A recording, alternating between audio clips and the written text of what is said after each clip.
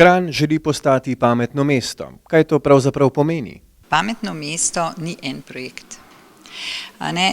Mesto postane pametno, ko je prijazno do ljudi in ko je učinkovito upravljanje.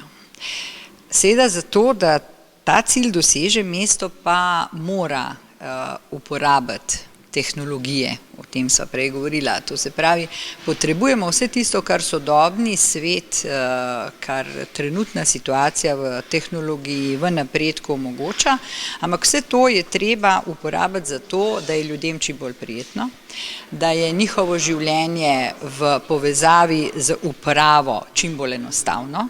Občinska uprava, ki želi biti učinkovita, mora delovati hitro in racionalno. Tukaj gre za procese, ki bodo občanom pomagali pri posameznih storitvah. Primerov dobrih praks je kar nekaj. Ja, imamo v Sloveniji, imamo v Evropi, seveda, veste, gibanje postati pametno mesto je kar, bom rekla, trend. To je moderno, o tem se govori tako v Evropi, evropska mesta tekmujejo med seboj, katero je bolj moderno, recimo Dunaj, Barcelona, to so recimo zgledi pametnih mest. Veste, da tudi Ljubljana v Sloveniji izstopa po tem, kakšna prizadevanja so bila v to vložena. Kranj je na dobri poti za pridobitev naziva pametno mesto, vendar Kranj ima težavo, da pravzaprav tako kot Gorenjci nasploh se malo premalo pohvalimo. Mi recimo, Kranj je v Sloveniji eno vodilnih mest, kar se tiče energetskih sanacij, se pravi dobrega izkoriščanja energije, varčevanja z energije.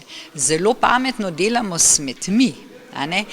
Se pravi, imamo en kup stvari, ki so že pametne. Komisijo za pametno mesto je ustanovil župan Boštjan Trilar, da bi se občina še bolj približala občanom oziroma posameznikom. Komisija za pametno mesto, ki jo je župan ustanovil prav zato, da bi nekako mu svetovala na tem področju, in to komisijo vodim, smo se osredotočili predvsem na to, da bi zdaj pa se bolj osredotočili na občane, da bi pri vsakdanjem življenju čutili, da mestna občina se odpira proti njim, da želi sodelovanje.